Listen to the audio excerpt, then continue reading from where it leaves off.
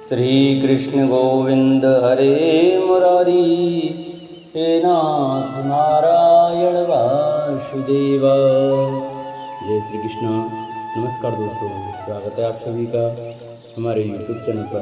प्रिय भक्तजनों, आज हम आपको हरिवंश महापुराण के 6वें दिन की कथा सुनाएंगे, जिसमें कि श्री कृष्ण की महिमा, अर्जुन का श्री कृष्ण से आज्ञा लेकर ब्रह्म बालक की रक्षा के लिए जाना, इस कथा का वर्णन सुनाएंगे। सभी भक्तजन हमारी श्री हरिवंश महापुराण की कथा को बड़े श्रद्धा व प्रसन्नचित्त मन से सुने।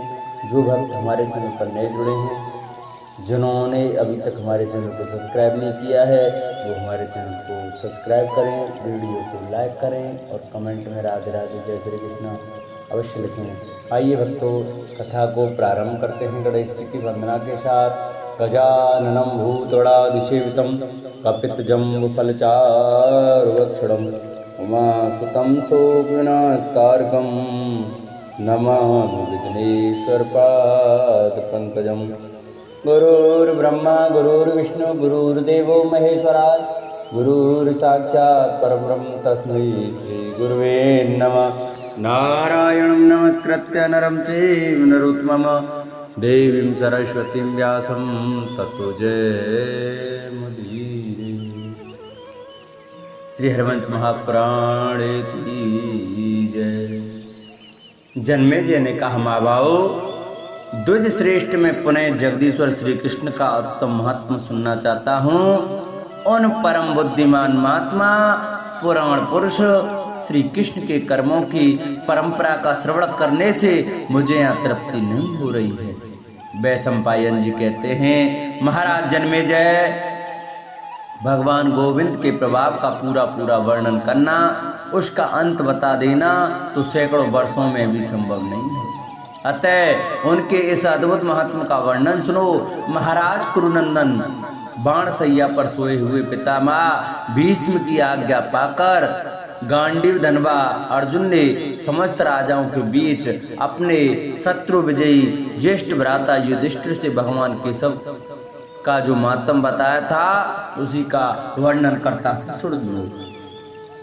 अर्जुन बोले, पहले की बात है, मैं अपने सगे संबंधियों से मिलने जुलने के लिए द्वारकापुरी में गया।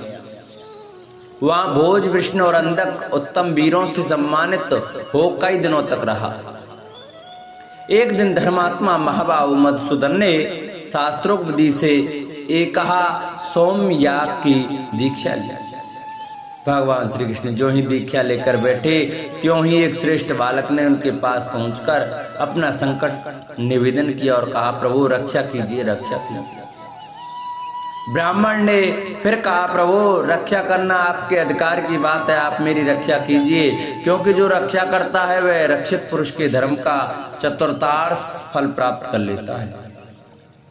भगवान श्री कृष्ण बोले, श्रेष्ठ, तुम्हें डरना नहीं चाहिए, मैं तुम्हारी रक्षा करूंगा, तुम्हारा भला हो। ठीक ठीक बताओ, तुम्हें किससे भय है? यदि अत्यंत दुष्कर कार्य हो तो भी उसे कहने में संकोच न करो। ब्राह्मण ने कहा, महाभाव, निष्पाप श्री कृष्ण जब जब मेरे पुत्र पैदा होता है तब तब काल उसे हर ले जाता है।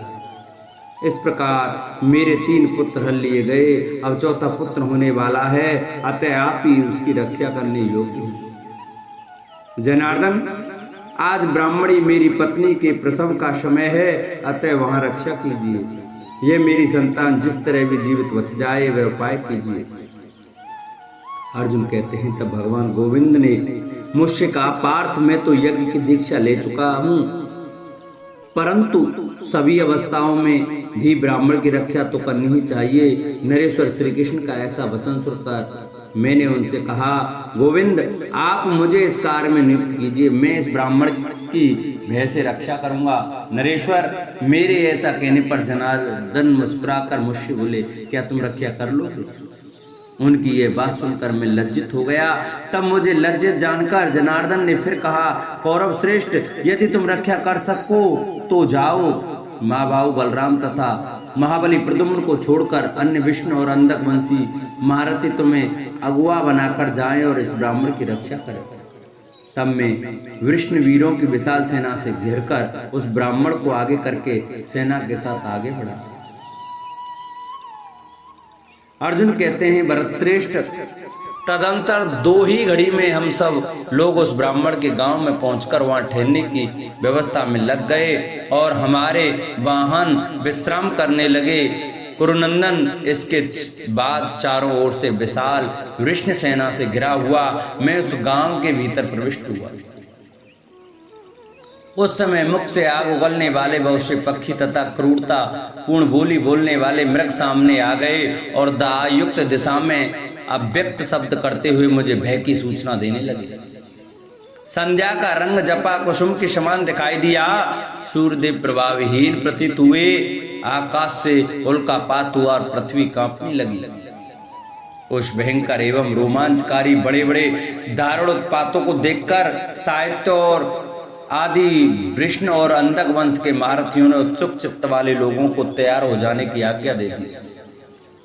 सबके रथ जोत दिए गए, सभी सुसज्जित हो गए। स्वयं मैं भी सब प्रकार से तैयार हो गया।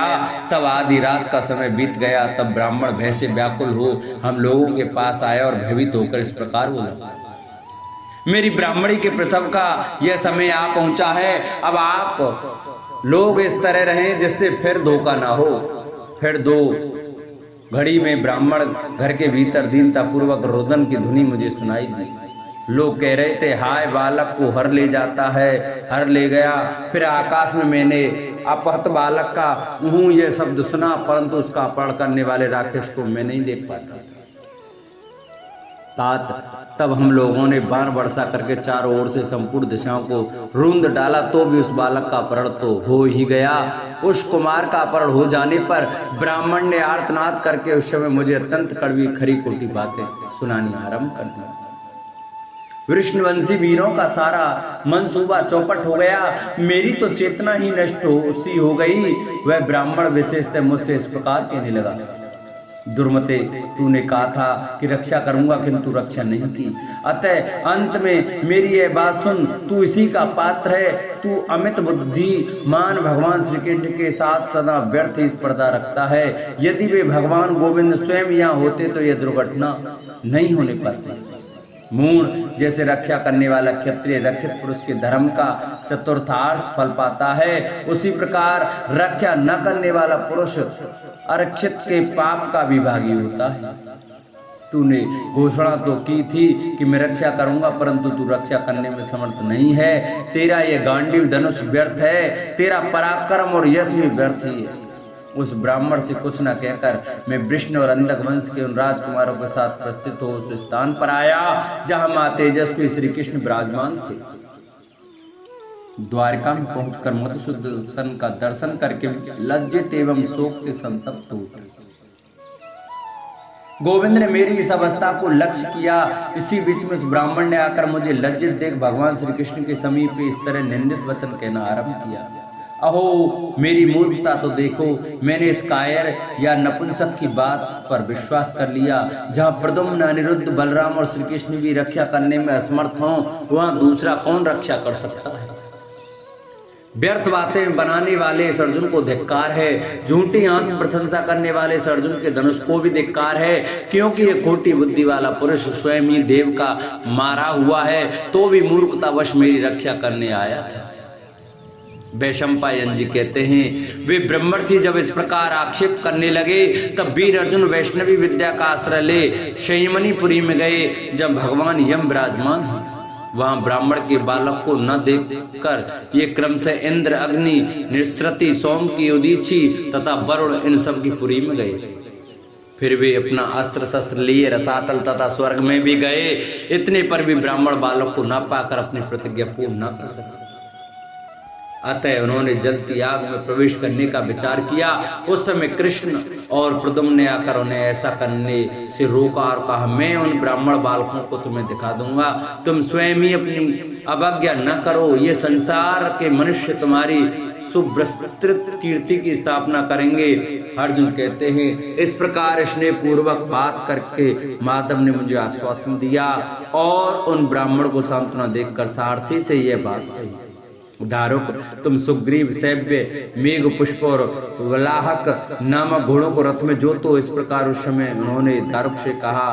तदंतर रथ जुत जाने पर सूर्य नंदन श्री कृष्ण ने ब्राह्मण को रथ पर चढ़ा लिया और दारुक को उतार कर मुझसे कहा, तुम सारथी का काम करो।